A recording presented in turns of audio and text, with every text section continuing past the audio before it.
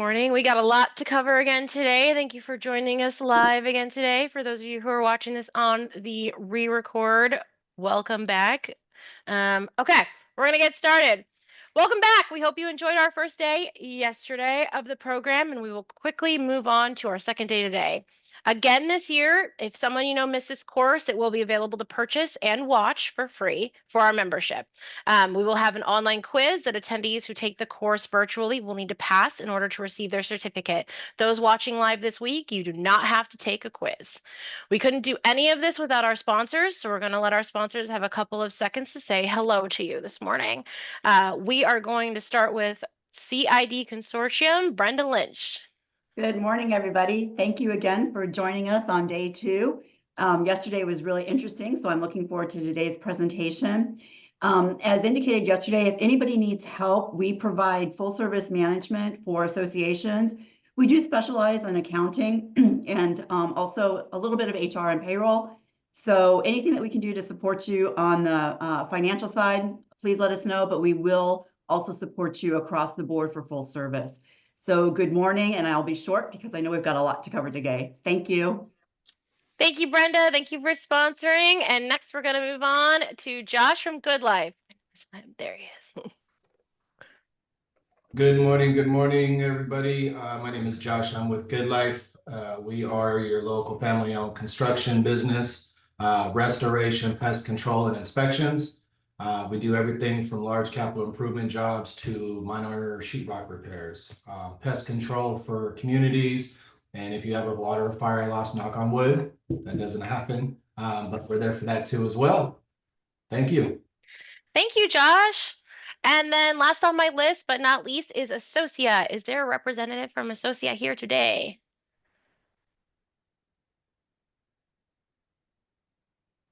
But we appreciate you, Associa. Okay, thank you to our sponsors. Please consider our sponsors when you are planning projects or need help in your community. Sponsors, please feel free to post your information in the chat for our attendees on your day 2 wrap-up. I will also include their information if you didn't see it on your day 1 wrap-up. $5 Starbucks gift cards will be sent to all homeowner leaders, managers, and attendees. I think we're just going to send it to everybody at the conclusion of this event on Wednesday afternoon. So tomorrow afternoon, you will get your Starbucks. A couple of housekeeping items. We are recording this meeting. Please keep your microphone on mute. We will be taking questions via the chat function at the bottom of the Zoom screen or the Q&A. When we originally wrote the script, they did not have Q&A enabled yet for Zoom. So that tells you how long we've been doing this. So feel free to use either of those, and then we're going to take questions at the end. Okay, so we're going to let the presenters get through all of the information and then take questions. Handouts for this program will be sent in the wrap-up email that you receive from me this afternoon as well. And then we are discussing with the board, for those of you taking this course who are a manager or a business partner, we are discussing a RFP letter, I guess you could include with your certificate to clients when you do bids. That basically says that you took this course, and it kind of explains like what this course is. So I'm assuming we are going to discuss that at the next board meeting next week. So if you're watching this on the webinar form, it should be already available. But let's get started. Today, we are talking about reserve studies, the role of the reserve study in your community, presented by Bob Browning of Browning Reserve Group and Blair Fox of Alliance Association Bank. Please welcome our speakers. Thank you, Rachel. Thank you, Rachel. So today, Blair and I are going to present on reserve studies and their role in your community. And we're going to focus on California specific nuances in not only best practices, but the law. So again, thank you for tuning in. So what is a reserve study? So a reserve study serves 2 main purposes. First up, it's a budget planning tool which identifies the current status of the reserve fund and creates a stable and equitable funding plan to offset future major expenses. And it does that by way of a physical analysis and a financial analysis. It's not an engineering report, an architectural review, a pest control inspection, a home inspection. In fact, a home inspection you might have for any of your homes that you've attempted to sell or buy probably has a more invasive inspection than a reserve study will have. But it's purely a budget tool. But it goes a step further in that the budget analyst actually goes out to the site, um, looks at the components that the association's responsible to maintain, and creates a stable and equitable funding plan for the future. So what's stable and equitable mean? Well, in a perfect world, everyone who lived in their communities would pay a reserve contribution, the one line item in your budget, that goes up every year with inflation. Say when it's time to replace your roofing, you're not going to have to pay a special assessment. So the reserve study is there to help prevent surprises and extracurricular events like bank loans and special assessments and other shortfalls in the reserve fund that might happen without a reserve study. So Blair, if you want to add anything as I go through these, feel free to interrupt me. Absolutely. Okay, so that's what a reserve study is and what it's not. Why do we do a reserve study? Well, primarily in California, it's the law. So the Davis-Sterling Common Interest Development Act in 5550 of the Civil Code says that you must do a reserve study every 3 years, which includes a diligent visual inspection of the accessible common areas. In the years when that inspection is not required, there's a requirement that an annual update is also provided to the members. Now, if you Google the Davis-Sterling Act, you're not going to find it say expressly anywhere that an annual update is required in the off years in California. But by way of the legislature mandating specific disclosures get mailed to the members every year with the budget packet, that disclosure, as provided in the Civil Code, can only be executed and sent to the members after the reserve study has been updated. So it's kind of a backdoor de facto requirement that, again, is not expressly in the Civil Code. The second legal reason is what the lawyers call a business judgment rule. And you probably have heard or will hear about this in other areas of the curriculum during this course.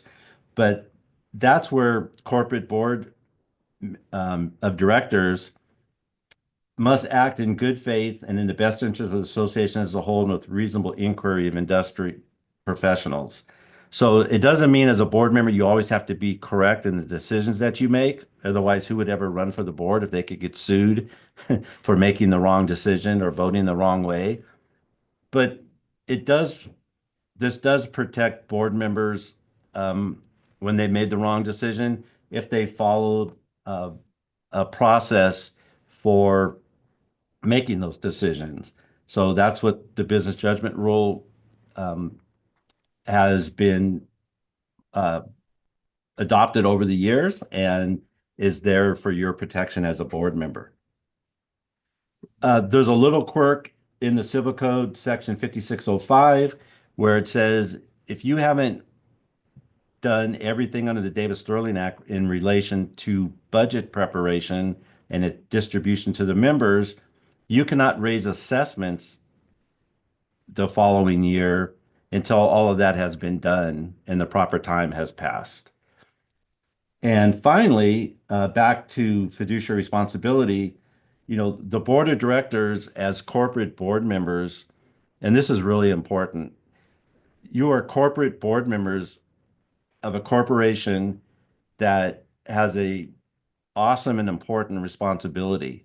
It's not like owners pay dues like when you join the Cub Scouts or Boy Scouts. These are assessments that are legally binding and run with the property. And as the board of directors being the mechanism for managing these corporations / community associations, the board really has to act in a manner that creates that is a fiduciary responsibility to maintain the community and do what's in the best interest of the community. And finally, the reserve study is a long-term plan. Although it's designed to evolve, often right after it gets adopted, it's not written in stone. Um, it shouldn't be changed or manipulated without, again, reasonable inquiry and uh, a process uh, memorializing why it was changed so that you have continuity in your community, and everyone knows what to expect going forward. Yeah, and Bob, all great points. Everything from David Sterling to business judgment, especially the fiduciary responsibility that is inherent within why associations complete reserve studies.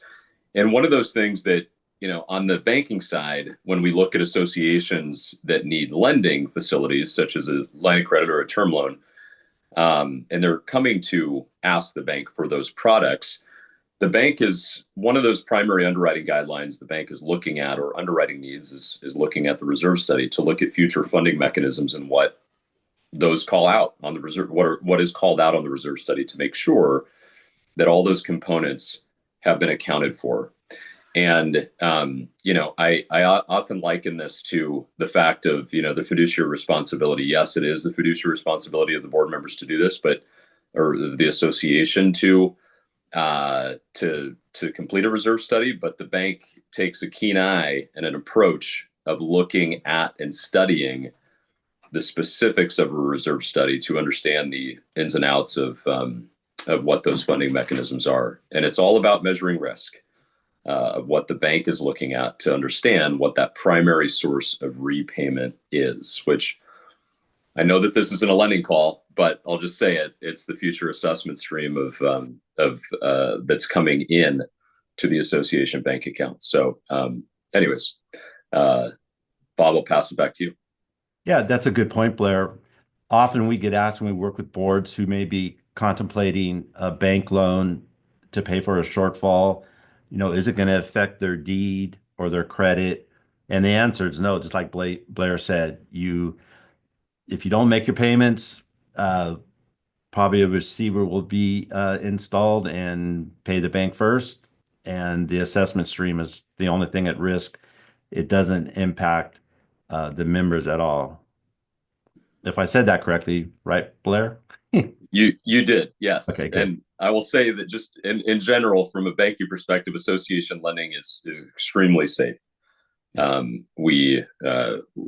a reason why institutions like it, and the fact that there's really a guaranteed assessment stream coming in. But regardless, the reserve study is a very key component to that, and the bank lending side. All right, thank you, Blair. Yeah. So let's talk about the types of reserve studies.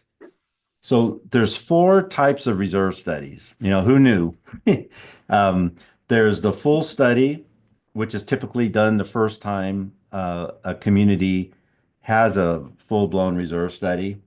And that's going to include everything: a site visit, a component inventory, a component condition assessment, including the useful life, valuation estimates, fund status, and the funding plan. Kind of everything I said in the definition of a reserve study. The second, and that's in California, that could be done every 3 years, but it's more common once the first reserve study has been done every 3 years to do a level 2 reserve study, which is an update to a previous study that also includes a site visit to the community. So that's typically what's done for communities where we've been doing the study, or any analyst has been doing the study for, longer than 3 years. We have some that we've been doing for over 30 years.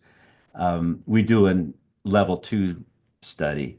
That's exactly the same as a level 1, except in most cases, the reserve specialist won't have to quantify everything unless something's changed. Then it's treated like a level 1 for those components. But same thing, component inventory, it's verification only, not quantification. So we're not having to pull a tape or use a laser or count street lights or pull furniture. That's already been done. But everything else happens: the condition assessment of the components, life and valuation estimates, fund status, and the funding plan.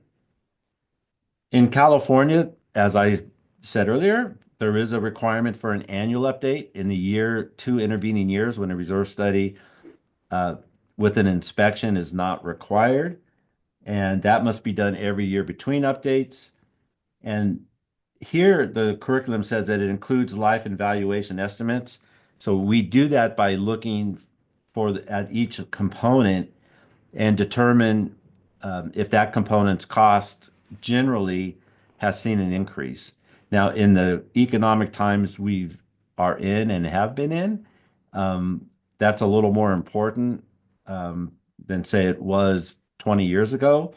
But now reserve specialists are having to look at each pool of components even during an annual update to see if inflation may have impacted them or the other things driving economic costs.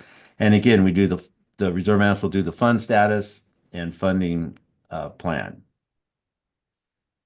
So the fourth level, we're not going to get into too much. There's a level 4, and that's doing a reserve study on a community that has not been built.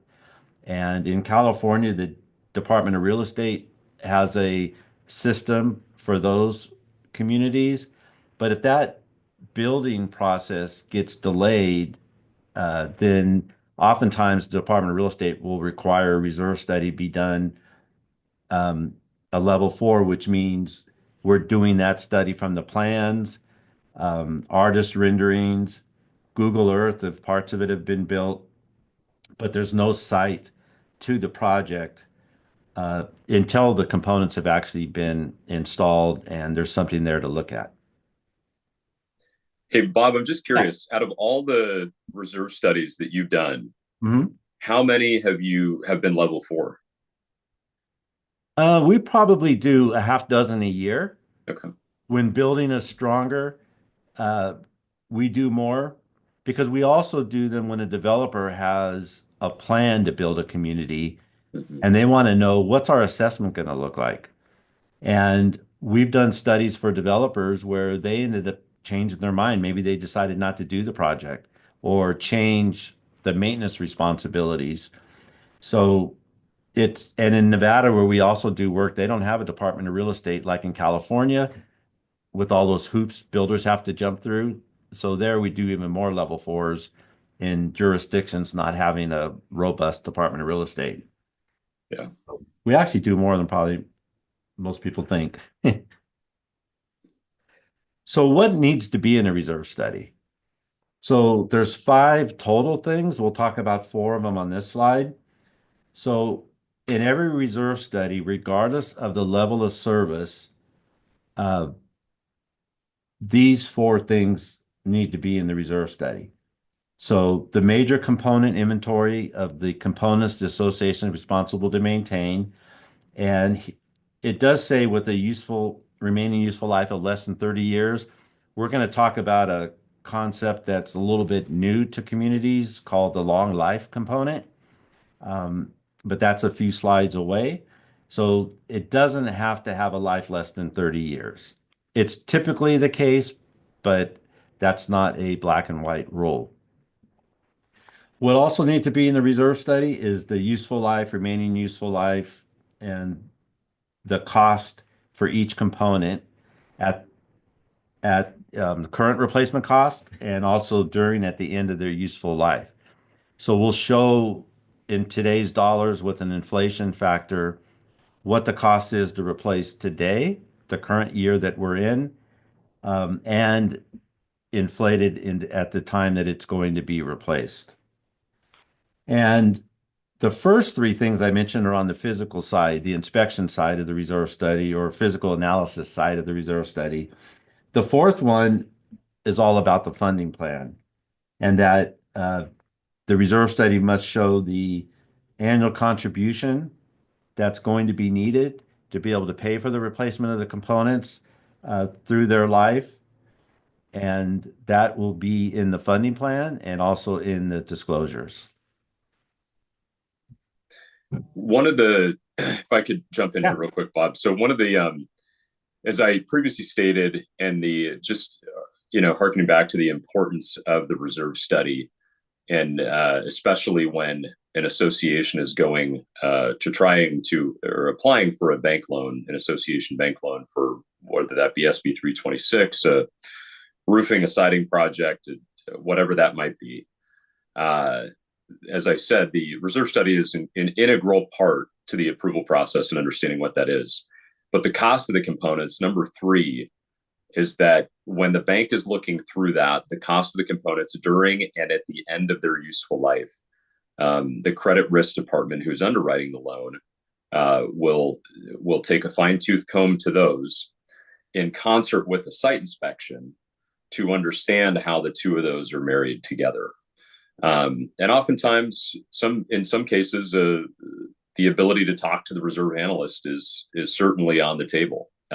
We have had that play out in the years past, where some key credit risks were presented, and the mitigants to those weren't as strong as we would have hoped.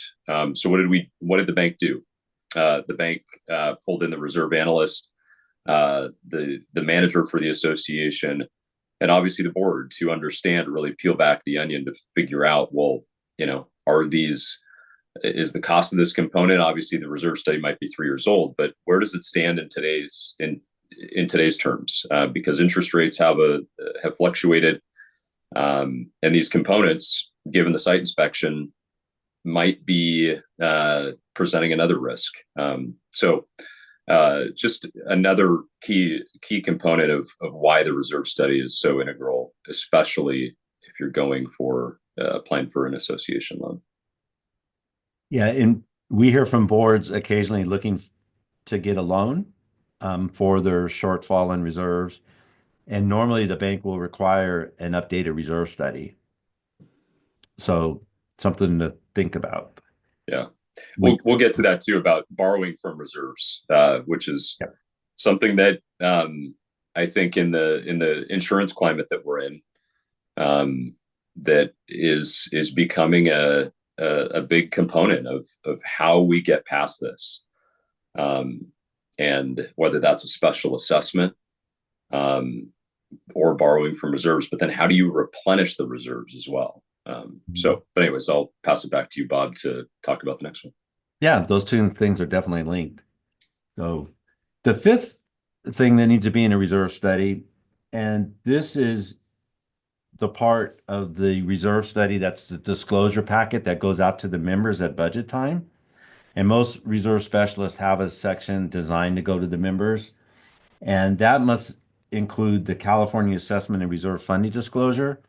That's that marvelous 2-page disclosure that the legislature codified back around 2004 that has a statement in it whether or not reserve balances will be sufficient during each of the next 30 years.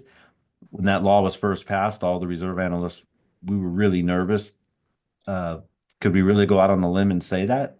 And it turned out it was a nothing burger, and we do it all the time. We don't always say yes, but we do make that statement in reserve studies routinely. That's number 3 on that form. Special assessment, is that going to be needed during the next fiscal year? Yes or no? Next year's adopted assessment per period. So what's that mean? So number 1 on the disclosure says, what's the assessment that each member is going to be expected to pay next year, the year for which the budget's prepared? And that's the total assessment, not just the reserve contribution. So it's kind of interesting. The legislature mandated this 2-page reserve document for disclosure, but the first statement in it talks about the overall assessment, not the reserve contribution. And so when we're doing a reserve study, that adds a little bit of time to the process, regardless of the level of service, level 1, 2, or 3, because we need to work with the board or management to determine, after the reserve study's been adopted, the board will then adopt the budget, and then the reserve study has to be updated with the assessment amount for the next year. So we kind of call that the 3-step dance that happens with every reserve study in California as it gets ready for completion or finalization. So anyway, just sometimes board members don't realize that that extra time is needed at the end of the process.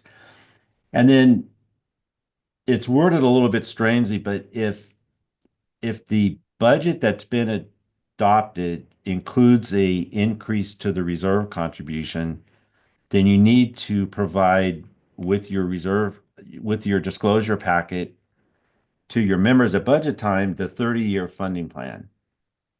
And so most of us in the industry here in California, we just provide with every reserve study in our member packet a copy of the 30-year funding plan, just so it's always distributed. Oftentimes when you adopt your budget, maybe it's not cut and dry if the assessment increase was because of the reserve contribution. Maybe the assessment increase went up, but the contribution went down or stayed the same or went up slightly. So better just to adopt your reserve study in an open meeting of the members per the Davis-Sterling Act, Open Meeting Act, and adopt your reserve study, the reserves portion of your budget, in a separate motion when you can. And you'll be square with the law on that one point. Okay, so when is the reserve study used? So under the banner of what is the role of the reserve study, there's probably many other times during the course of a fiscal year when the reserve study may be used.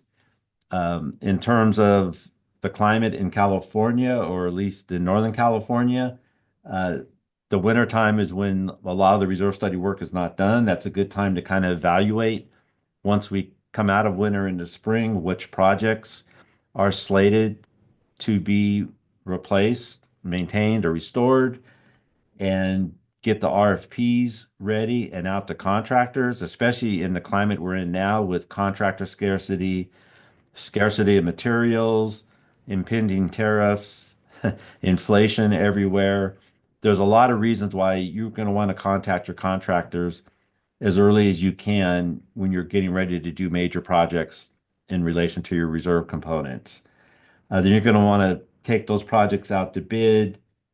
You're going to want to manage those projects. Oftentimes, the reserve study might provide guidance on if that project is going to be staged over multiple phases, is all going to be done at once. Is that roofing or asphalt maybe going to be done over 3 years or all during 1 year? You also want to communicate with the members work that's going to be done on the reserve components. It's great fodder for newsletters, website articles and content, upcoming projects. It's good to send out like a save the date type of communication to your members if you're going to be doing reserve work that's going to impact their access to the community, say a big roofing project, a paving or seal coating project to the roadways, so that they have a few months of warning that, say, in May, the last half of May this year, there's going to be some paving work done. So maybe don't plan a party at your home during a weekday in that period without checking with the community management. So the reserve study can help with that. And the reserve study is used to help provide feedback in our feedback loop into updating the reserve study for the next year. So when most managers are doing their budget for the following year, if they haven't already received the reserve study update for the year in which they're preparing their budget, they can refer to the old reserve study. And oftentimes the reserve analyst will send to the manager or the board, if the board is the manager, some paperwork to fill out to see any changes to the reserve component since the last reserve study was completed.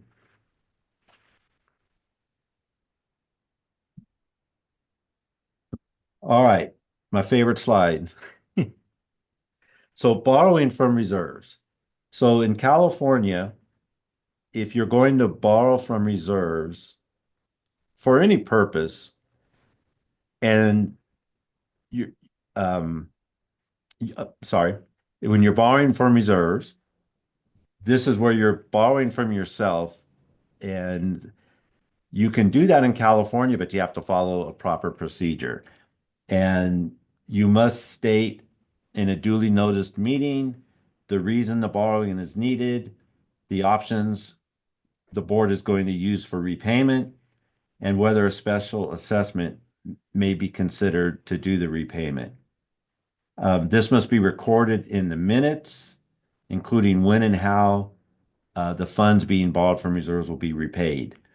The funds must be repaid with 1 year, although the legislature did include an escape clause where, if necessary, the board may extend the repayment date by giving the same notice that was originally required to take out the loan from reserves and doing another motion to extend it another year.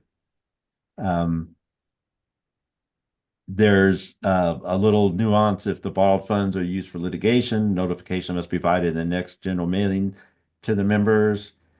And so the main thing is, if you're thinking about borrowing from reserves, you probably should be checking with your legal counsel. Make sure that you jump through all the hoops and do it properly. The civil code is actually pretty clear on the hoops the board must jump through. But good to always seek legal counsel on things like that. Yeah, I would say it's funny in looking through this, it's the seek legal counsel advice from all the association loans that we've done throughout the country. The predominant factor in that is of course, well, has the conversation been had with the legal counsel for the association? And I would say, in the interest of putting the cart before the horse, and trying not to do that, it's really good to seek out that help initially, because what can be uncovered with that is saving time and money down the line. To really, especially from the bank loan perspective, that obviously there's the avenue through which is the association even able to borrow from reserves. There might be something in governing documents, but is the board able to seek financing? There's so many different avenues through this, but the ability to seek legal counsel from the get-go, in so many cases throughout the country, I've seen it save a lot of time and energy and money for the associations to do that first and foremost. As it goes for borrowing from reserves, and how the bank looks at that is that there's a lot of different projects that associations will undertake where they borrow from reserves, but then the mechanism for the bank is looking at is, well, then how is that association going to repay that? And when we look at that, whether that funding mechanism, as I said previously, that primary source of repayment either is a raising of the regular assessments likely, or a special assessment. And we need to understand where those funds, the funds that are being borrowed are going to be repaid from, that source is coming from. It's interesting that there are special assessments that are levied, and at the end of that special assessment, sometimes I've seen this take place throughout associations where the remainder of the special assessment, that let's say that the association has completely repaid reserves. Well, then what do they do with the remainder of the special assessment? Some associations have chosen to put that back in reserves, and do the proper accounting for it, of course, for those owners that have contributed and participated in the HOA loan. But that is very much a key component of the situation, and when an association is looking at borrowing from reserves. And so it's always on the table in most cases. And the bank is not going to take a negative eye towards it. It just needs to understand the whole picture of why that's the case and what's the source of repayment for it. One of the key takeaways should be, if you need to borrow from reserves, or if you need to take out a bank loan, means you're probably having a shortfall somewhere. And some of the best meetings I've been to, town hall meetings, member meetings, have been when it's been to share bad news. And that's an impending special assessment, maybe to do a roofing project. And that might require a loan. It might require a special assessment, one or both of those. And I've been to several meetings over my career where we've presented that at a town hall with the reserve specialist, legal counsel, the lender representative, the roofer, the construction manager. I'm probably forgetting somebody, but everybody involved. The attorney. Yeah, attorney. And we all get together beforehand and decide what we're going to say, and we give a cogent professional presentation to the members of the need for whatever bad news we're sharing and how it's going to be paid back, the impact to them, and the end result. And we've found that when you do that and you communicate, which is probably the most important thing in our whole industry is communication. The members usually, not always, but usually will be receptive to receiving information in that way. They may not be happy about it. Probably one of the only standing ovations I've seen a board receive was after delivering bad news like that. But because they were so professional in how they gave the news, the members voted for it overwhelmingly when they received their ballot in the mail. So now we're going to pivot to a different subject. We're going to try to leave time for questions, which means we only have a couple minutes left before that starts. And luckily, we only have a couple slides left. So I thought it would be good to talk about trends in reserve studies and what's happened out there. So in 2023, as a result of the collapse of Champlain Tower South in Surfside, Florida, where 98 people perished in an awful tragedy of a building pancaking down, CAI had the reserve study standards updated, and it included reserve specialists, lawyers, managers, board members. I was one of the co-chairs of that nationally with 3 other reserve analysts. Robert Norland down in Southern California was a co-chair as well as 2 other analysts on the East Coast of the country. And we adopted reserve study standards. They'd already been in place, but we substantively went through every line of the standards and came up away with some major changes. One is we talk about in the standard supplemental reports. These are things that are not part of the reserve study, but are integral into most communities having successful outcomes in terms of their reserves. And that is having a preventative maintenance plan or manual, and also periodic structural inspections.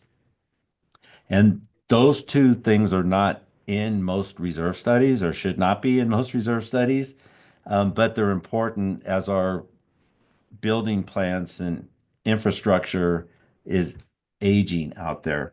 So the standards do talk about that.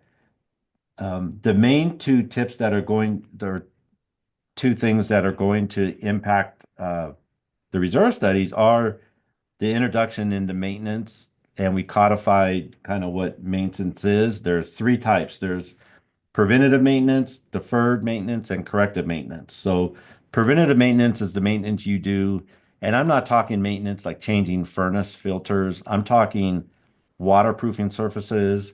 Asphalt street sealing is really maintenance of the streets, but it rises to the level of reserve component. So it's maintenance and it's a reserve component. Corrective maintenance is when deferred maintenance has been in play, and now you need to do work to fix a component. And that corrective maintenance would be a proper reserve study expense if it rises to the level of a reserve expense. The other thing that we added to the standards was the long life component. And this is something that many of us in California have already been doing before the standards got updated. But that is to put in your reserve study components that typically would have a life greater than 30 years. So when you do that, you can only really do it if you know how much that component's going to cost. You can evaluate it, which will also allow you to determine its useful life and its remaining life. If you can't determine its cost, its useful or remaining life, it's probably not a component yet.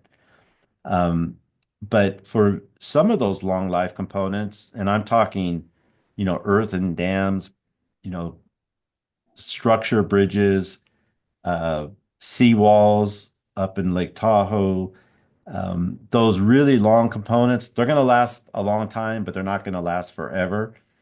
Once there's signs that replacement is imminent, then it should be added to the reserve study in most cases. So if you have a long life component, there's 3 ways to deal with it. You can include it in the study with funding like a normal component, or you can add it to the study at the time its life reaches 30 years or less, or you can not include it, but identify it as not included and just have a disclaimer in there that the study does or reserves do not include whatever component we're talking about. And this is kind of like how in California we've been doing things, many of us, for a long time, but now it's codified in the reserve study standards for all to see. The reserve study standards are available for free on the CAI website, national website. So you can download those anytime. There's also a best practices for reserves on the CAI national website that you can download for free. So with that, looks like I'm a couple minutes over on our question time. So You guys are good. Okay. Let me ask Molly. So I did get a question while you guys were talking, but you answered it while you were going. So, does anyone have any other questions about reserve studies? Could be about banking and lending if you want, because we have Blair here. Rachel, looks like you added to the chat the documents I just said are available for free. I did, and I Wow. they'll be included on your email wrap up as well. That's a pro move. Right? Got to be prepared. Yeah. So any questions? I know it's a quiet group this morning. Yesterday we had lots of questions on this, Wow, but I I've got think you time. answered. I think you answered a lot of them while you were talking. Anyone? Questions? Rachel, just curious, like what was some of the hot burning questions yesterday? Well, sorry, I saw John just asked a question, so maybe we can defer. Yeah, we'll do that, and then Yeah. I'll be sure to get to that. So, when you're building in inflation rate for a reserve study, how do you fix it these days? So that's a good question because it's changed over the last few years. Most reserve studies have an inflation factor in them. So I don't know, anywhere between 2 and 3% had been normal until the pandemic times. But that inflation rate, even though it might be good for the long term, for the next 30 years, it may not be the correct rate for right now. So for about the last 4 or 5 years, most reserve specialists I've talked to do as we do, and that is when we do call it rolling the study from last year to this year, either to a site visit study or from a site visit study to an annual update. Instead of just letting that, say, 2.5 or 3% inflation factor ride, we would do a one-time bump of anywhere between 5 and 8% to every component, and then let that 30-year rate take over starting in 2026 for studies we're doing now. And that helps give kind of a broad scale injection of reality to all the components. But then for the major components, the reserve analyst will go through, and if we know asphalt stayed the same from last year to this year, we might put that back down. Or if we know asphalt, the seal products went up 20% from last year, we might bump that up 20%. Unfortunately, we can only use one interest rate in a reserve study. And the different trades inflate at different rates. For example, over the last few years, HVAC and mechanical equipment has doubled or tripled in some cases because of SEER increased requirements and refrigeration. Uh, Many of the ones we're using are slowly being banned, and ammonia-based refrigerants are coming in, and that's causing the components to have to be changed out. The other one is swimming pool resurfacing.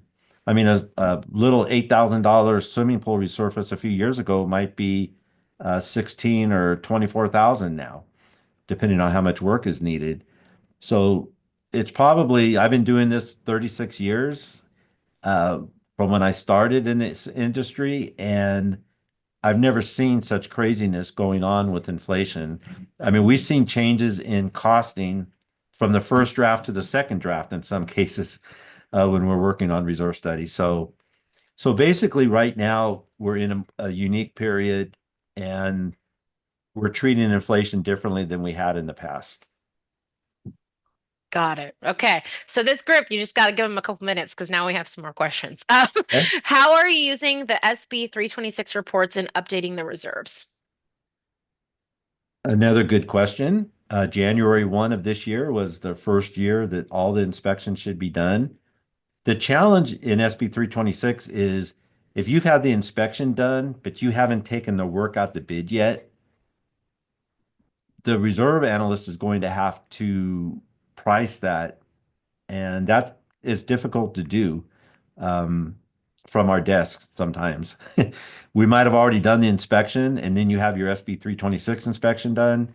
We're going to need subject matter experts to help us do that.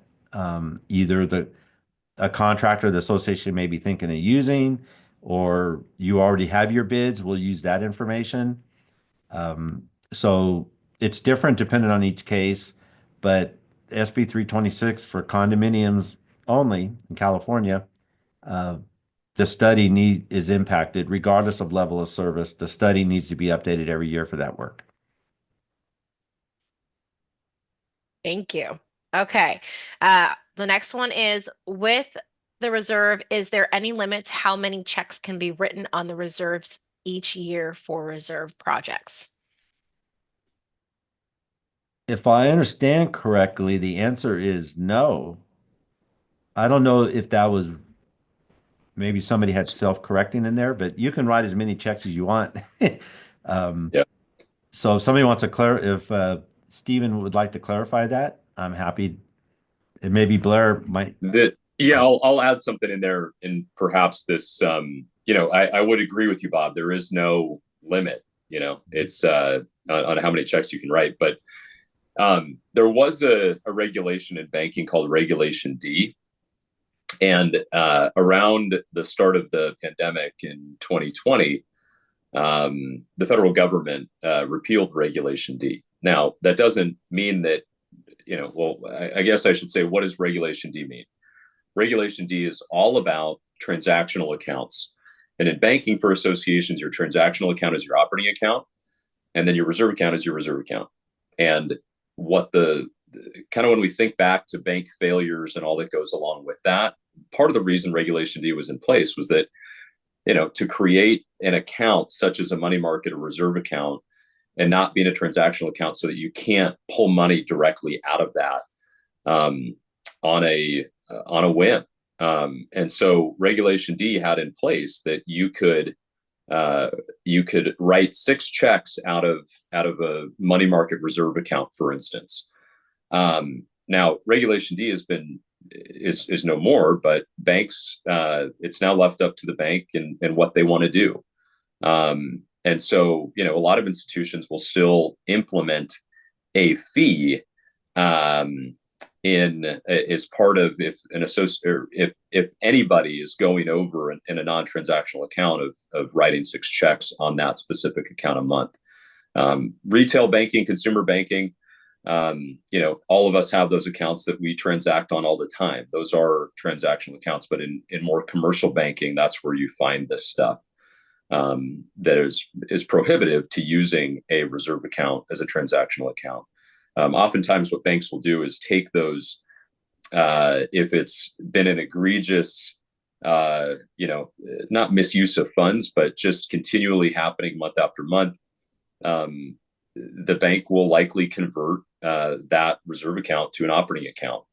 And there was one point in time where that was law, that the bank had to do that, or banks had to do that. So, but generally speaking, no, there's no limit. I mean, it's just, that really depends on which bank that is, though. But you need to, I would say the principle is stay within the six transactions per month. And then if you really need to write more than that, that should come from your transactional account. And there's unique ways to set up accounts with sweeps, so that's aiding in getting around anything that is, has the Regulation D leftover feeling on it. So. Wow. Thank you, Stephen, for asking that question. I just learned something I did not know. Same. Yeah.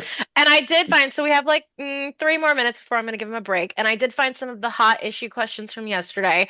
Again, what our speaker said yesterday is that they are not attorneys. So if this is anything that you are uncomfortable with answering, you can also say that. And the Ask the Attorney panel is tomorrow. So a couple of the questions were, like, okay, so I'm just going to read the questions and then you can decide if you want to answer any of them. Should you budget for your taxes you owe money earned on reserve investments? If yes, can you pay the taxes from the operations? And then the other question was, can the boards reduce the amount going to reserves to pay for an operating expense? Is this considered a loan from the reserves? Wow. Yeah, they were intense. Those were good questions, but Sorry I asked. yeah, not a 1-minute answer. Yeah. On the first one, we have clients that pay for taxes out of operating, and we have clients that pay for taxes out of reserves. We never put a line item in the reserve study to pay taxes. What we do is, if we know that the client is going to pay taxes out of reserves, we reduce their interest earnings by how much we think the taxes will cost. So it's going to show us less earnings, and the study will say interest earned after tax or pre-tax if it's being paid out of operating. On the second question, that's a really good legal question. I would save that for tomorrow. My answer is, if you send a budget out to the members that says X is going to be deposited to reserves next year, and you don't do that, in my opinion, that's a loan and you should have to pay it back within a year. Like when we talked about borrowing, I've heard attorneys answer this at CAI luncheons a few times, and they say that's not a loan because the money never made it into reserves. So that's definitely a gray area. But the same attorneys did say you should treat it as a loan. But if they had that lawsuit, they could win in a minute by not calling it a loan. So definite legal question on that one. Would agree 100%. I'm not gonna.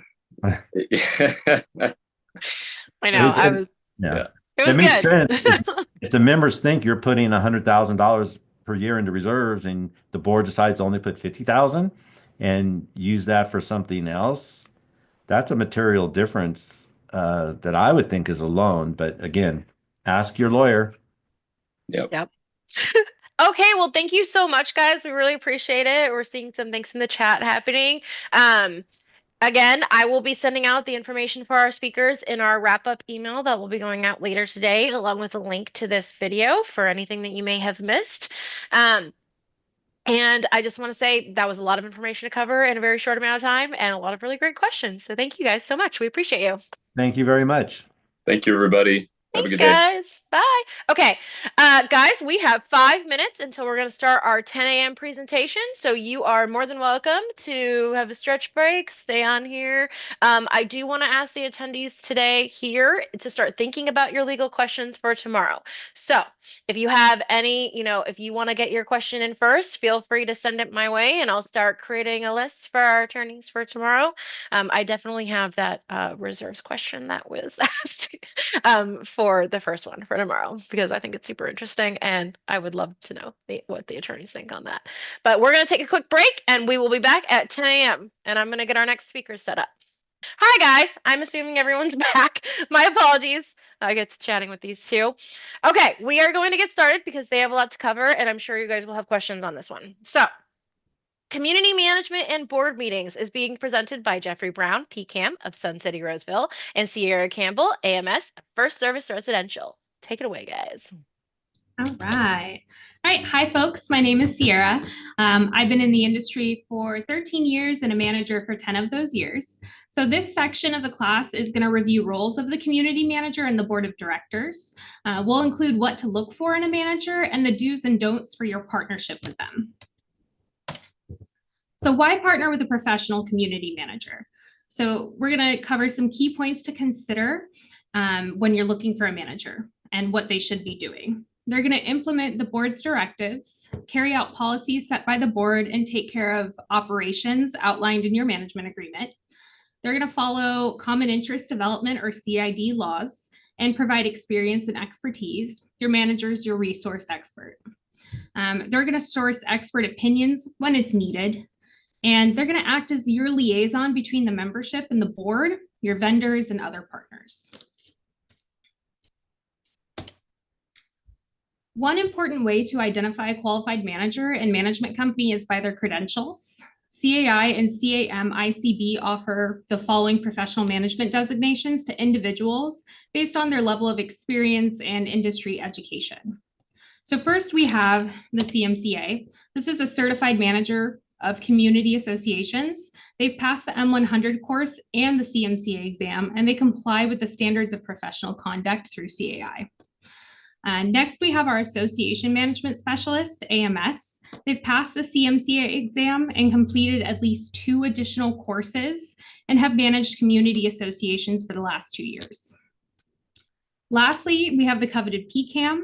This is a professional community association manager. They've completed 6 educational courses. They've passed the case study and managed community associations for at least 5 years. There's actually only a couple thousand PCAM holders in the country, and one of them is your next presenter today. Lastly, we have the AAMC. This is the Accredited Association Management Company. They have a PCAM as their senior manager and have at least 50% of their managers all holding a credential. So let's talk about the manager's role in an HOA versus the board's role. First, we're going to go over the manager's role. So they're going to identify problems. They're going to recognize issues and concerns within the community.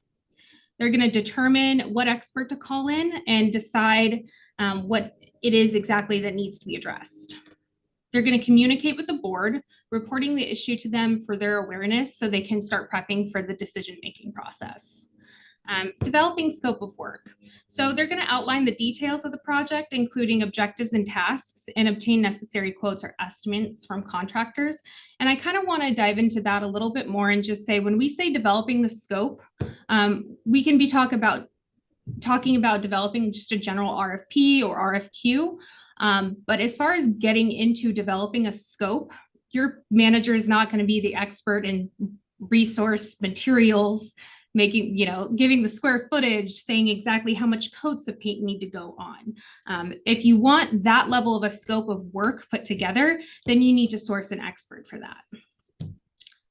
Next, they're going to execute the plan, carry out the approved project plan, and coordinate with contractors.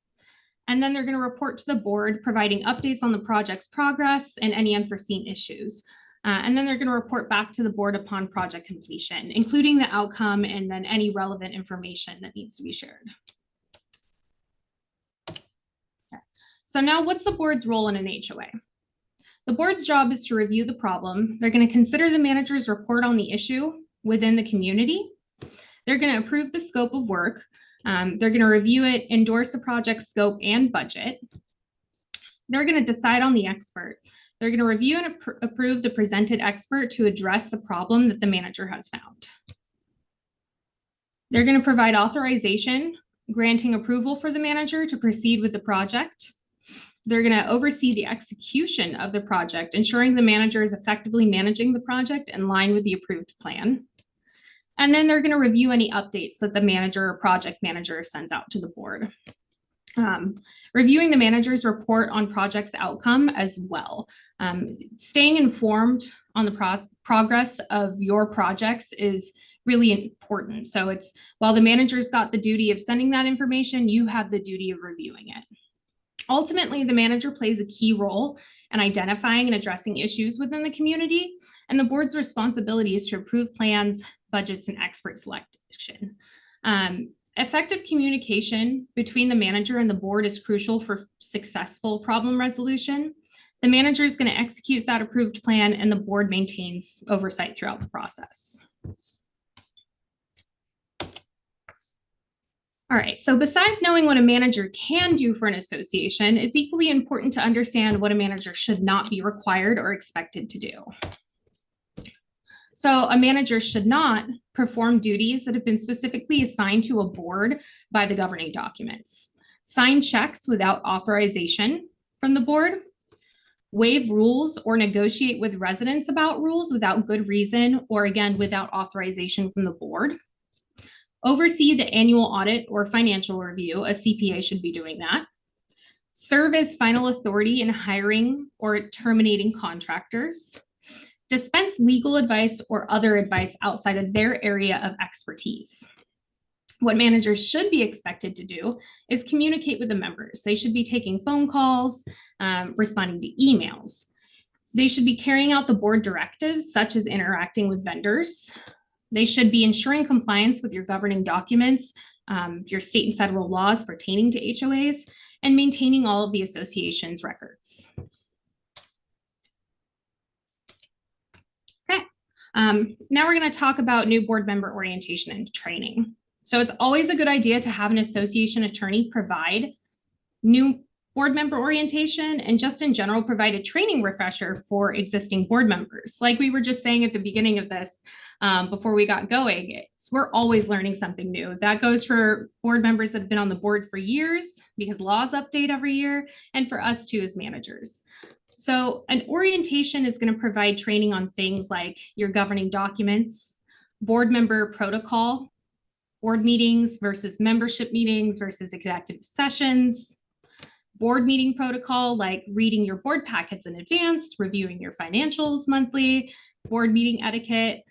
We always joke that there's nothing worse than opening up your board packet for the first time at a meeting and having so many questions that you delay the approval of a time-sensitive matter.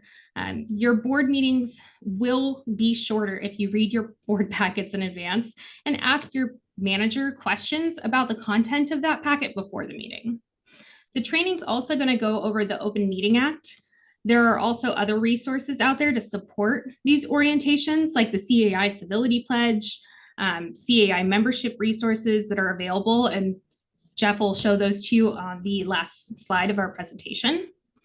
It's also important to note that if you're in a legal services plan or an LSP agreement with an attorney for your association, often in that contract agreement, there's actually a free board training included. It'll say up to 2 hours of travel and training at no charge.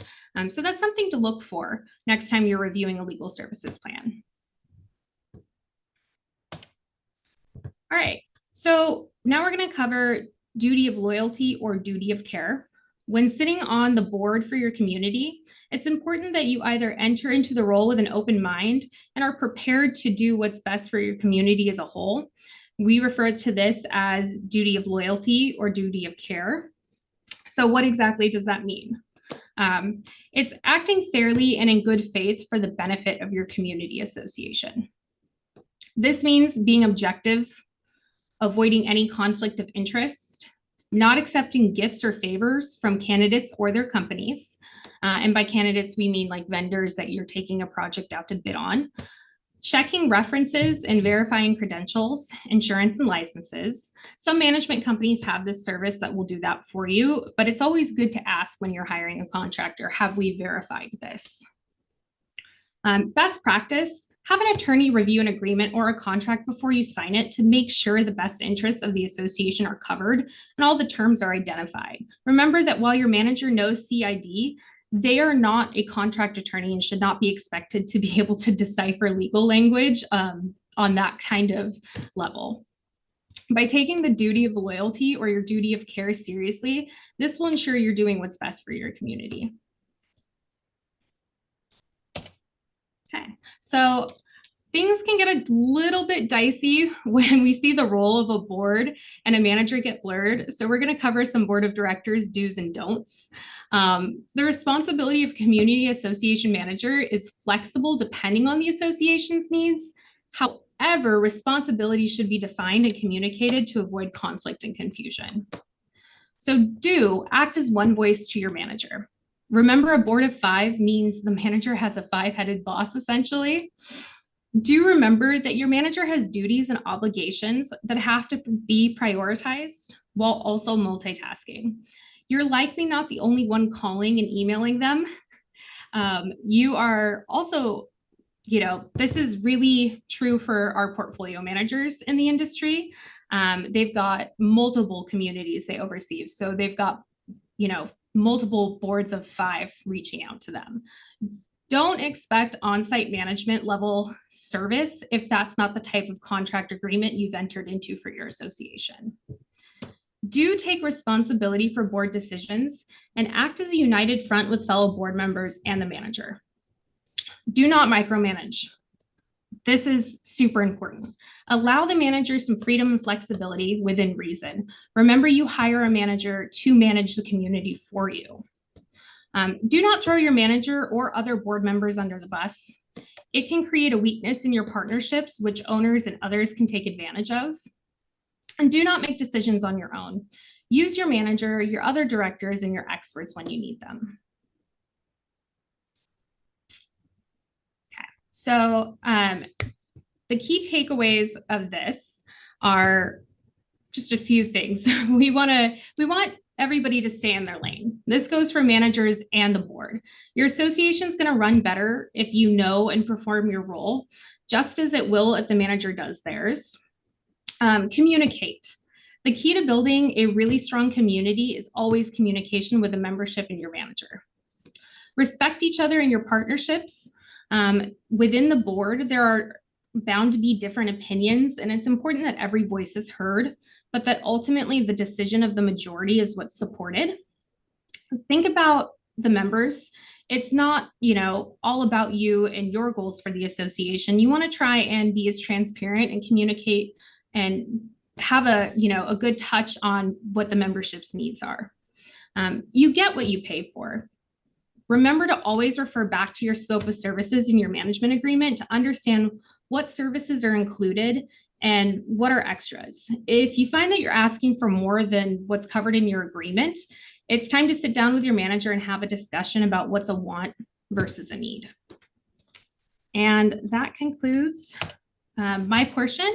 So I'm going to hand it off to Jeff here, and we're going to switch controls, and he's going to go over board meetings with you.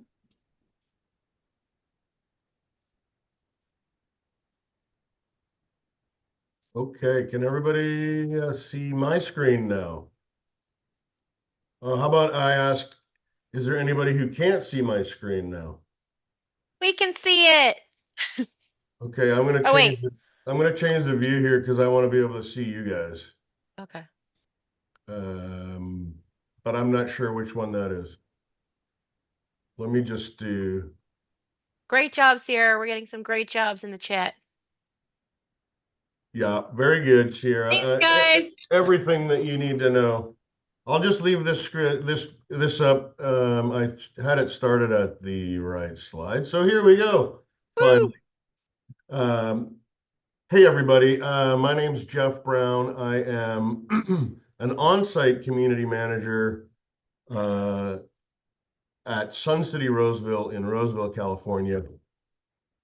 We are a large-scale active adult, that means 55 and over community, and it is a tremendous honor to work here. This is a different role than someone like Sierra has, although Sierra is an on-site manager as well, and so she knows what it's like to be a portfolio manager and an on-site manager. And you would think that a community manager is a community manager, but I can guarantee you that that's absolutely not the case. I've been a community manager, a portfolio manager, a high-rise manager, a condo manager, an on-site manager. I've also been an executive for a large management company.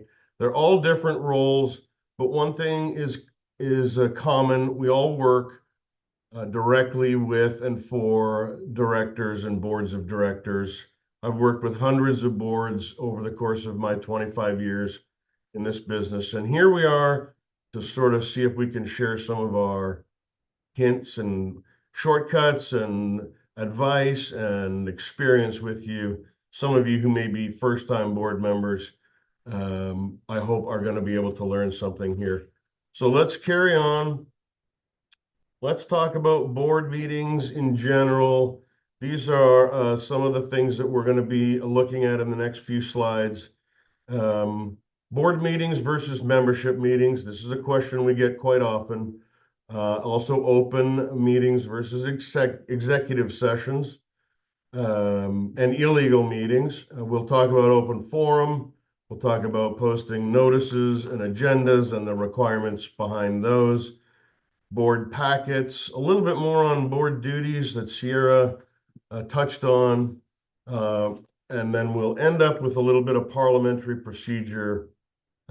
Generally speaking, and I'll say this again in a few minutes, we base our parliamentary meeting procedure on Robert's Rules of Orders, but not too many associations that I've worked with stick to the absolute specific requirements that that document actually outlines.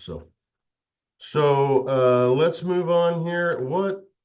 We'll start with the difference between board meetings and membership meetings. I mean, it seems like there's some confusion here still. Obviously, a board meeting is a meeting of the board, a meeting of the directors, and a membership meeting is a meeting of the members. They're different. There's different types of business that is performed at each of these meetings.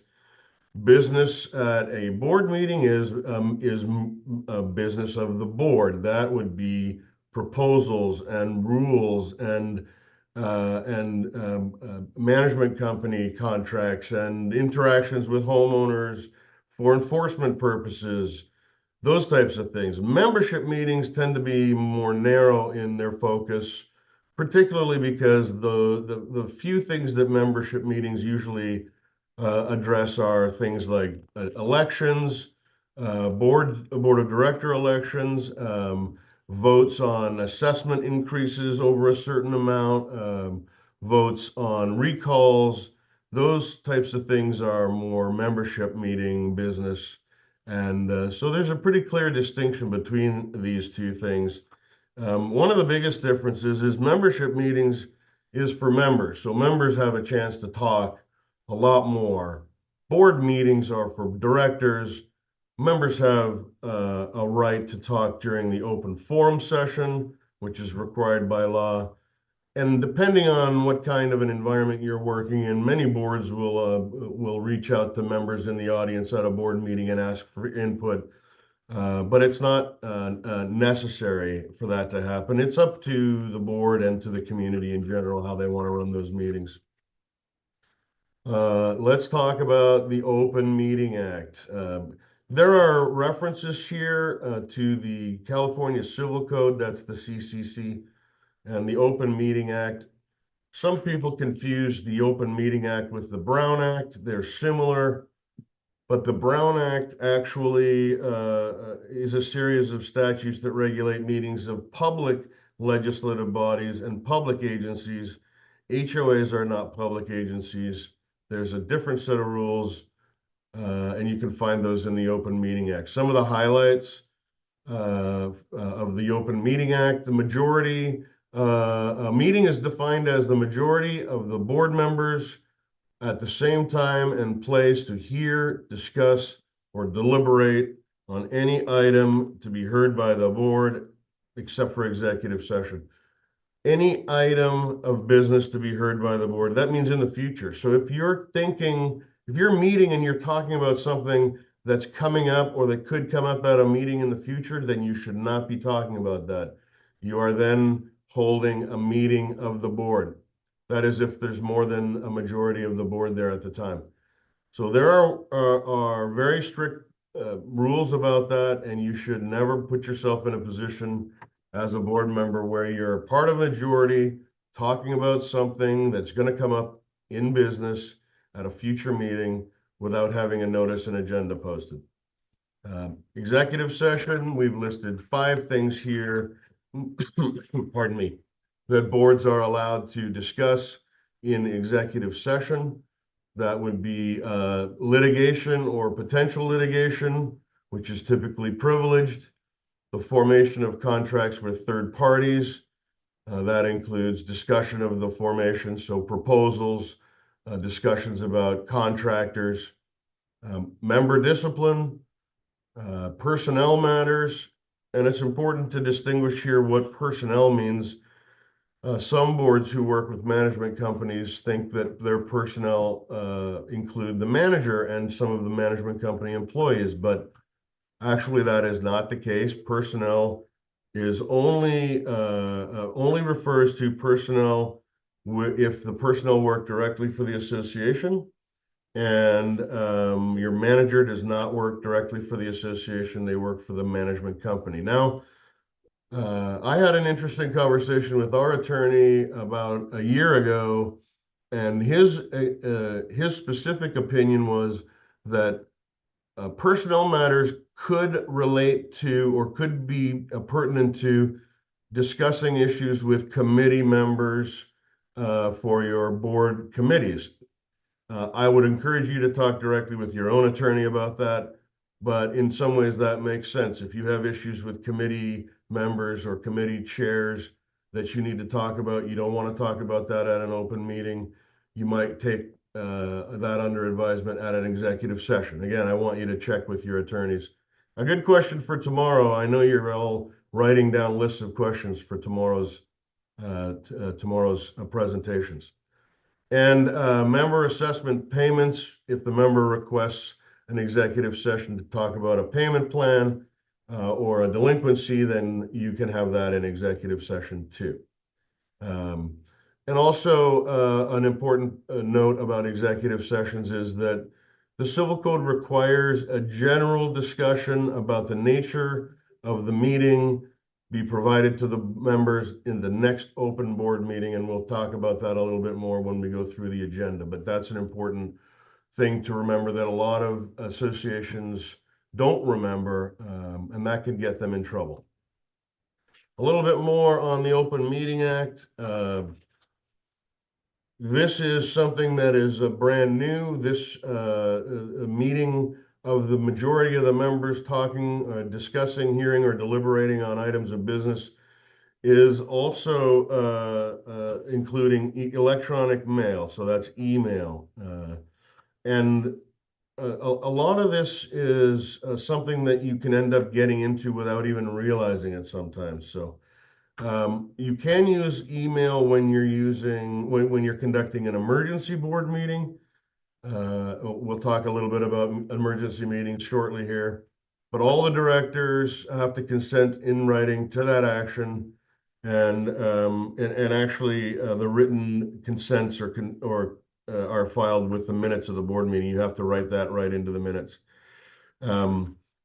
If you are in violation of the Open Meeting Act, you can be penalized for that. That's how important the California legislature thinks this is. Members can actually go into court for injunctive relief and civil penalties up to $500 for each violation. I have not heard of that happening yet, but that would be another good question for your attorneys tomorrow. They probably know more about that than we do. Emergency meetings can be held without posting an agenda for items that are truly an emergency. Basically, that means they were unforeseen or unforeseeable, came up quickly, and have a health or safety component to them in general that precludes you from having to wait 4 days to post a notice and agenda. This is brand new from last year. There was a case, LNSU number 1, I can't recall what that stands for, versus Alta Del Mar Coastal Collection Community Association. That's a long HOA name. The courts ruled that email discussion amongst directors are not board meetings and do not violate the Open Meeting Act as long as no action or decisions are made at the meeting. So I am not going to tell you to start emailing your fellow board members in discussing items by email, but I am, again, I think this is the third time now I've had to say, ask your attorneys. And by the way, after 25 years, I am prideful enough to think that I know a lot about HOA law, but I still go to our attorney regularly because you got to have a defensible position and you can't start making decisions on your own that have legal consequences and still be covered by your directors and officers insurance. Nobody wants personal liability on themselves for acting in a volunteer position as a board member. So I know that some people don't want to spend the money. It's a tough decision sometimes. The best case scenario is not to do it, then you won't have any issues. But if you do think you need to do it, ask your attorney. Let's move to this posting of the notices and agendas. Civil Code Section 4900 has a lot, the Open Meeting Act has a lot of discussion on this, but there's some things that there's no discussion on. Unless it's an emergency email, you have to post a notice at least 4 days prior to the meeting by posting in a common area if you have already identified that area in your association's annual disclosures. Otherwise, you have to provide the notice that you told the association you were going to provide them by the method that you put in your annual disclosures. This is an important part. I encourage everybody who has common area out there to adopt this rule if you haven't already, and move to notice posting in a convenient area where members can see it. Sending notices by mail is slow and expensive, and email needs to be confirmed in writing by your members.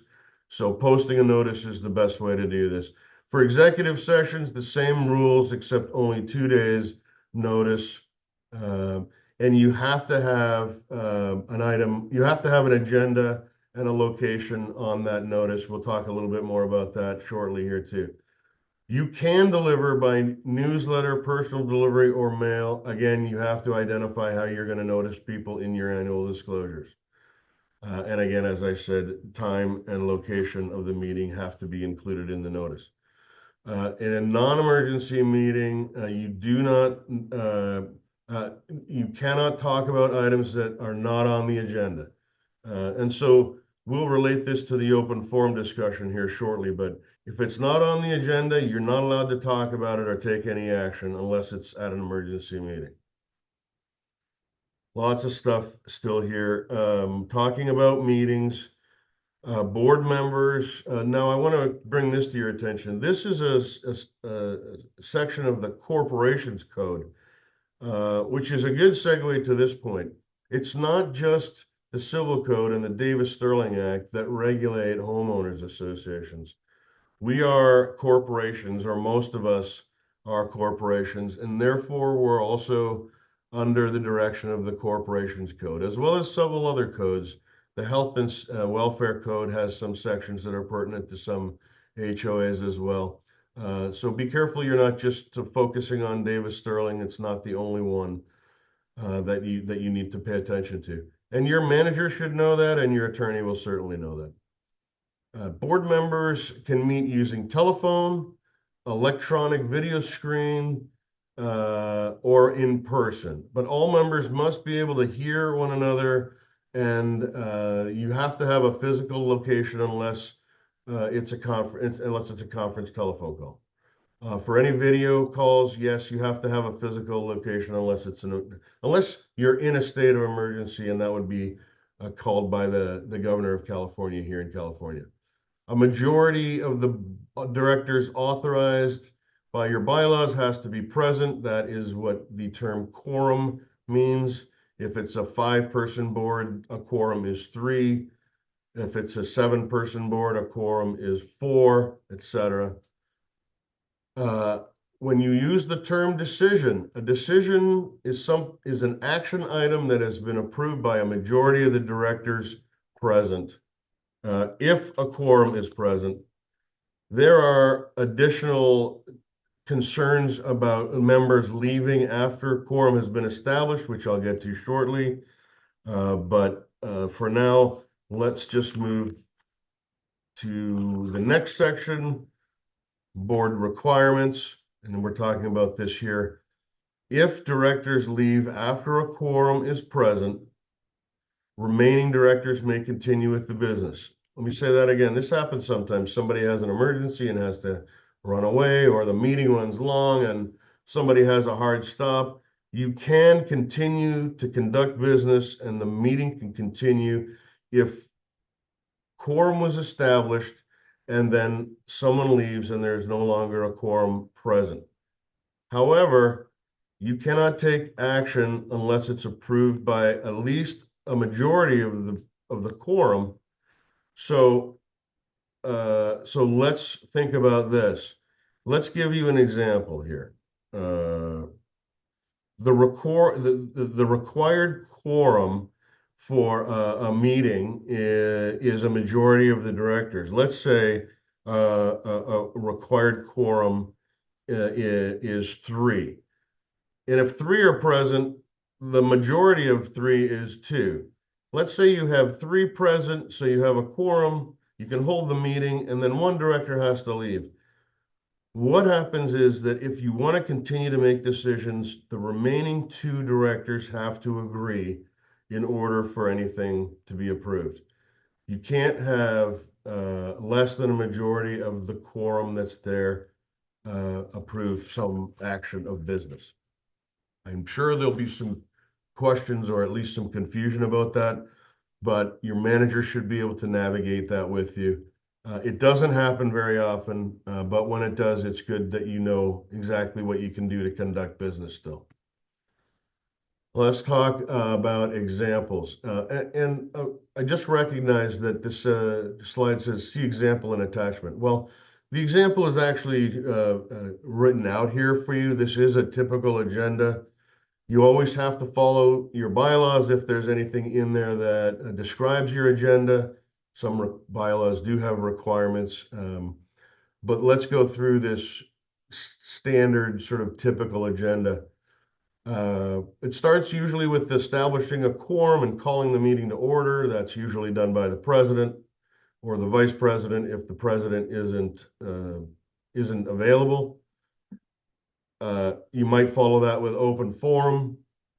I tend to do open forums myself at the beginning of the meeting for a couple of reasons, but you could hold them at the end of the meeting or pretty much anywhere else that you want to.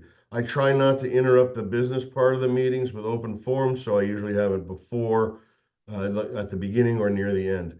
I've had people complain about it being at the end because since they're not allowed to talk about anything on the agenda, they pretty much have to wait for everything to get discussed before they get to open forum. Some of them would like to have their open session at the beginning so they don't have to sit through the whole meeting. If they have something they want to talk about that's on the agenda, they're going to probably sit through the meeting anyway. But remember, open forum is typically for things that are not on the agenda. After that, you might have the executive session summary we talked about, at which you would generally note to the members who are available or present what it was you discussed at executive session. Generally speaking, no personal information or privileged information should be discussed during this summary, of course. I don't need to let you know that. After that, you might approve the minutes from prior board meetings or other meetings, special meetings, for instance, that have not been approved yet. And just a first reminder of a few here in this presentation that minutes are to record actions of the board. They do not have to be a transcript of all of the discussions and opinions that have been stated during the meeting.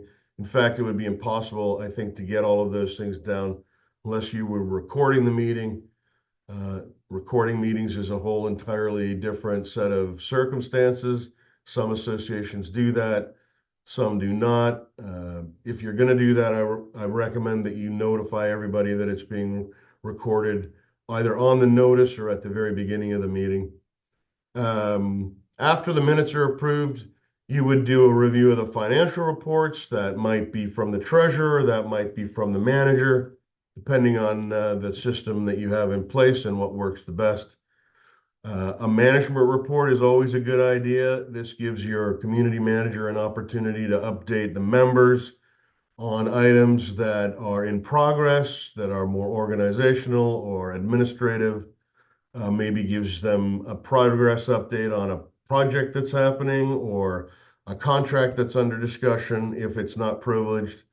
There's a lot of things that managers do that members typically don't know about. It happens in the background. This is a great opportunity for managers to let people know exactly what they're doing and what kind of progress they're making on it.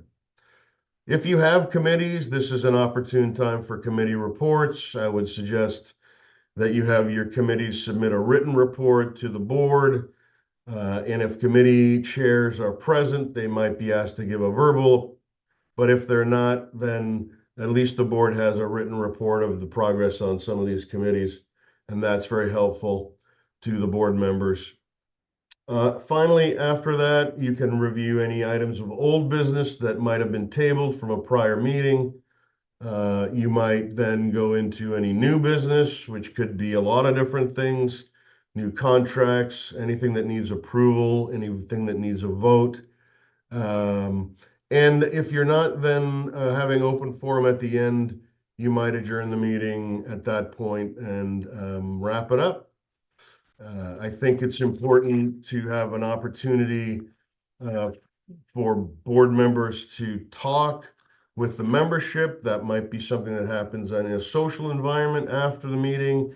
It's never a bad idea to sort of hang out and talk to some of the owners that have taken time out to come and see you or talk to you. That's of course up to you and as time permits. Let me go back to minutes. This is a very important and actually required part of your meetings.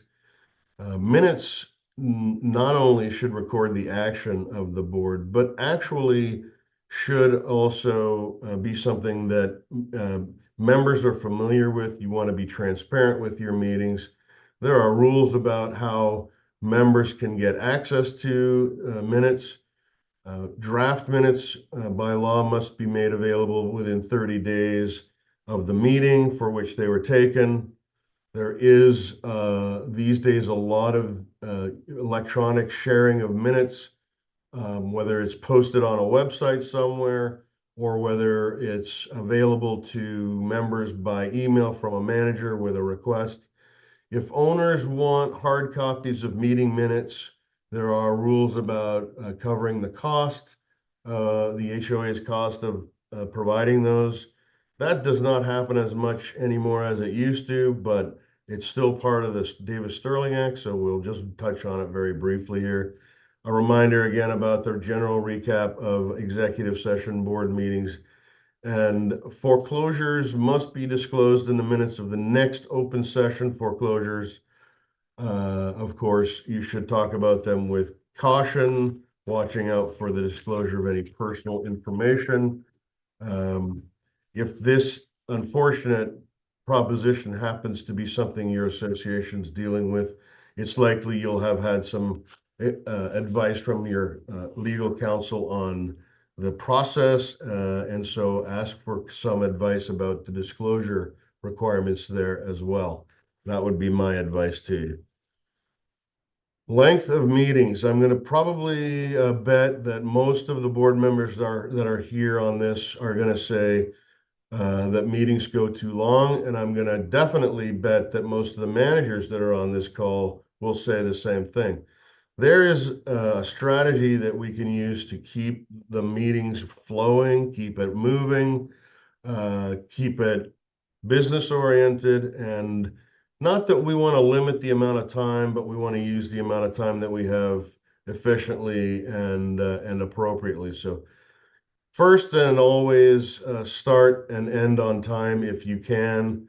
Begin promptly. If you have the ability to be able to designate a certain block of time for the agenda items, see if you can do that and stick to it.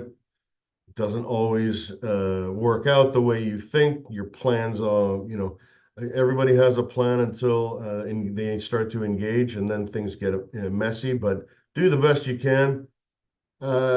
Sometimes a timekeeper is a good idea. I would suggest you don't do that until and unless you have a certain history of people going on about things for too long. For open forum, we use a 3-minute timeline for open forum items. That tends to keep things going.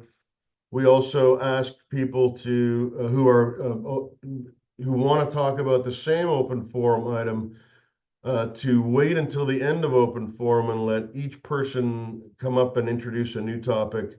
Once the new topics are expired, we can go back and let those folks who want to talk about a specific item come back to the open forum mic and progress. Ask speakers to keep comments brief and relevant. It's easy to get off topic. I myself have been known to get off topic. For those of you who know me, stop laughing. Discourage repetitive or off-topic discussions. It's difficult sometimes. You don't want to interrupt. But there are times when the board president or the manager might interrupt politely and say, we have to keep the meeting moving. Be polite and kind about that. I sometimes use a consent agenda. That is a very valid way to bundle non-controversial or non-discussion required items into a single vote. Public agencies use this a lot. City councils use it a lot. I do it sometimes, for instance, when we're doing several different proposals from items that have been old business in the past. Either I put them under old business or I put them under the consent calendar. If you have the same thing that comes up every month on your agenda, this is a good place to put those items. I think facilitate efficient decision-making. It's important to have a discussion about the new business items and the old business items that you're reviewing. It's important to have those discussions in the open when members are present or when they're permitted to be present. I think that it's perfectly acceptable for boards to have these discussions one at a time if there are some controversial questions, or if this issue you've received some information from members that they have strong feelings one way or the other. But you're still in a business meeting, and rather than having a prolonged debate about it, focused, relevant discussions and comments are certainly more beneficial than prolonged debates. There are just some things you're going to have to talk about. That's okay too. Don't cut the discussion short when people still have things that they need to say. And then near the end, I would spend a little bit of time recapping the decisions before moving on to the next topic at the end of each agenda item. Specifically, that's important, I think, after the old business and the new business sections. After that, the president or whoever is the chair of the meeting can move on to the agenda, to the adjournment. I'm going to come back here a little bit to board packets. Sierra brought this up. I want to emphasize the importance of this, especially when it comes time to talking about how to make a meeting efficient. I recognize, and I think most managers recognize, that board members are volunteers, and you got lives and you got business and you got personal and family things that you're doing. If you can do it, spend a few minutes reviewing your board packet before the meeting. It will actually save you time at the meeting. It's a good use of your time. It gives you the ability to be able to ask pertinent questions fulfill your duty of care, your fiduciary duty. And if you can read the board packet early enough, you can actually get answers to some of your questions before the meeting even happens. And that helps make the meeting more efficient as well. Those items that you have questions on can be discussed during the business item on the agenda for the enlightenment of other board members who may have had the same question. You don't end up having to get caught sending an email out to everybody discussing an item that's going to be on the agenda, because of course, why? That is against the Open Meeting Act. But these are meetings that are business meetings, and they actually are intended to conduct business. And if you can do that efficiently, I think everybody would be more inclined to attend these meetings. I know homeowners who don't go to board meetings because they take 2 hours and they don't want to spend 2 hours. So efficiency can be beneficial in a lot of different ways. How do we make these board meetings even more efficient? Well, if you have an unruly set of members, let's say, or a lot of controversy on the board, it's always a good idea to try to use some kind of process or procedure to keep the board meeting moving. And in particular, in the HOA world, we try to use a parliamentary procedure based on Robert's rules, like I said earlier. Here are some very simple, high-level procedures that we use in the HOA world regularly. In order to get approval, we typically ask for a motion to be made by one of the directors. It can be as simple as a board member being recognized by the chairman and then saying, I move that, whatever the case may be, I move that we approve the contract for the landscaping company to, refresh the annual color at the entrances, whatever the case may be. Every time a motion is made, the first thing that has to happen is that the motion needs to have support, a second person who supports the motion. After the motion has been seconded, there's a time for discussion. This is where you might go back and forth on some questions that are pertinent to the motion. Typically, the maker of the motion has the right to speak first and last, but open the conversation up for the directors to have a discussion. This doesn't mean you need to open it up for homeowners to be involved, although that is not something that you cannot do. If you choose to do that, it is absolutely okay. Remember, the chairperson is running this meeting. They get to recognize each of the speakers before they speak. If there's a motion that's been made and seconded, and the discussion comes up, another director can look for the chair to recognize them and change the motion. This sometimes happens after the discussion takes place, and someone will say, well, I like your motion, but I think we should do it this way instead. That director is actually unofficially creating an amended motion and can officially do it by getting recognized by the chair, stating what the amendment to the original motion is, getting a second to the amended motion, and then discussing the amended motion. After the discussion, members can call for a vote. The amended motion has to be voted on first. If the vote to the amendment is approved, then, excuse me, then the original motion is no longer on the table because the board approved the amended motion. Okay, that's a very simple way to change a motion after it's been made, and we do it quite regularly. So that's a very important part to remember. If you have a motion that's been seconded and discussion has ensued, and there's not enough information that for you or for other people, other directors on the board, you can be recognized by the chair and make a motion to table the original motion to a future time or date. It can be a definite date, or it can just be in general to a future meeting. And that debate, that discussion, excuse me, that motion does not have a debate. It's a simple up or down vote. After the second, the chair calls for a vote, and you can't amend that vote. You need a majority of people, directors to vote to table that motion, at which time, if it's approved, the original motion is taken off the table. And if the tabling motion involves a definite date, that date is also written into the minutes as approved by the vote that tabled the motion in the first place. That's useful for taking some additional time to gather information the board feels it needs to make the decision. So how am I doing on time here?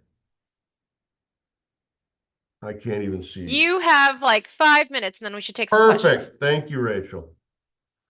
Now this is something that is sort of a technicality. Sometimes we use it, sometimes we don't. We've used it when new business continues to, the debate starts to happen and people sort of won't let something go.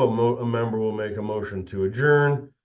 But typically you don't need to do this to adjourn the meeting. Once the business is completed, everybody pretty much knows it. The chairperson sometimes will just adjourn if there's no opposition. But technically, a motion to adjourn also requires a second, and it just is a straight up and down vote, yes or no. I just thought I'd throw that in there because sometimes that is pertinent. So there you have information on board meetings, a lot of the laws that run board meetings, some strategies to help keep your board meetings reasonably under control and efficient. There are a lot of resources out there that we cannot cover in 30 minutes or 60 minutes. And so I encourage you to get online and use some of the resources that that CAI, the Community Associations Institute, has for you. Board members are a very, very key part of our organization. Managers, of course, are very important. We do a lot of our education through CAI. We do a lot of networking. And I can hear some of you board members saying, what do you network for? What is that? What is that? Isn't that a waste of your time? And I can tell you, after 25 years, it's the one thing that we do that probably saves our associations the most money. We can get advice from managers that we know who have more experience, that have faced a problem that we're facing. We connect with vendors who are eager to come out and talk to you about helping you manage the maintenance side of your community. It's very helpful to be a networking superstar in the CAI world. Of course, there's a lot of other opportunities out here. The member exchange, board members can exchange comments and questions with other board members. We have written magazines at the chapter level and the national level. There are updates to legal issues that are pending or passed. The California Legislative Action Committee is a great place to find those. And that is, if I don't cut myself short, Rachel will cut me short. So I'm going to end it right there. No, I love all this plug for CAI. Thank you so much. Yes, please come out to one of our events in person, meet people, meet other homeowner leaders. We actually have a great group of homeowner leaders, of board members that come to our educational luncheons and network with each other. But thank you so much. We do have some questions for you. So, but thank you so much, presenters. It was really, really good. And as always, attendees, if you guys have more questions, feel free to put them in the chat and I'll get to them as they come in. But the first question is for preferred for parliamentary guidelines, Roberts, Rosenberg's rules, etc., rules for guiding debate, etc. So like, what are your preferred guidelines, Jeff? I think simple is better. Sierra, you probably agree with me on that. It gets too confusing if you want to get too structured. It generally doesn't need to be super firm following the actual, like, I mean, here, can you see that? It's this thick. This is Robert's Rules of Order. Nobody Yes. wants to read this, okay? I'm telling you. If you read the first couple of chapters, that's enough. But what we went through in this presentation is generally what you need. Mhm. It doesn't matter which set of procedures you use, I don't think. You just want to agree as a board that they're going to work for you and that there's an outline and you follow the outline. Generally, I follow the outline at every meeting, not just meetings that we need to. It just gets us used to it, and it lets the members know that we're actually following a process that works for us. Yeah, and I'll add to that. So for me and my experience, I have had to buy Robert's Rules of Orders and distribute it to all of my board members when I saw that it was necessary. I think it really comes down to the dynamic you have with your board and that board's communication style. So currently I have a board right now that I've been working with for the past 5 years. They keep getting reelected and they're amazing and they have a great dynamic. And so we're very informal. We still make our motions, the seconds, the resolutions, but we no longer follow Robert's Rules of Order to a T. I've had boards that it really becomes a necessity for them in order to have a productive meeting to follow Robert's Rules of Order. So I think you do for each board what works best for that board. And there's nothing wrong with approaching your manager and saying like, hey, where do you think we could be more efficient? Are there any recommendations you have that will make these meetings run smoother? Nice. Thank you guys. That was great. Great point, Sierra. Yeah. Okay. The next question I have is, how do you handle neighbors who think they can interrupt and add to discussion on each action item? I'm throwing that over to Sierra because she's an expert at that. I have run across that quite a bit. For me, what I've started doing is I keep a stack of business cards right there at my meeting table. And I look to my board president and sometimes it's something he wants to address and sometimes he'll defer it over to me. And I let that resident know that this is not the appropriate time and that is not the protocol. And if they'd like to meet with me, here's my contact information and let's meet offline. And I can explain to them why they don't have the ability to just add something to the agenda and that it's under civil code. And let them know, like, this isn't just, the board trying to exclude you. This is actually laws that we have to follow. And let them know you're welcome to submit a homeowner request and request the board review and discuss something, but that has to be in advance of the meeting. And then there are people that are just so unruly that they're not willing to listen. And if it gets out of hand, it's up to the board if they want to try and continue business or adjourn the meeting for another date. Good job. I would just say one more thing. I love efficient meetings because it finishes the business in a reasonable amount of time, where people who do have questions, like the person that we're talking about here, and I know Sierra and I feel the same way. I'll actually stay after the meeting for a little while to address those concerns right away. That makes the homeowner, the member, feel like it's an important consideration. And then I check that one off my list and I don't have to worry about it later. But if the meeting's going for 2 or 2.5 hours, I'm less reluctant to spend a lot of time at the end of the meeting. I admit it. Well, that was all of the questions that I had, guys. I sincerely appreciate it. We're getting some thank yous in the chat, and I will also be sending your information out in the final email at the end of the day when we get the video wrapped up for attendees in case they have any further questions for you. But thank you so much. That was a lot of information, and we really appreciate it. So thank you, speakers. Attendees, we got one more day tomorrow morning, 9 to 11. We got our CID law with our attorneys, followed by our Ask the Attorney question. So if you have questions already percolating, please feel free to send those to me over email and I will start a list and we will come as first served. Okay. So send me your questions. Also, just a little plug for CAI. We have a luncheon next week. If you are interested in coming to our luncheon, we were talking about networking. Thanks for the plug, past presidents. If you are interested in coming, please send me an email and I'll see if I can hook you up with a sponsor. Or if it's your first time coming to one of our events, it's complimentary.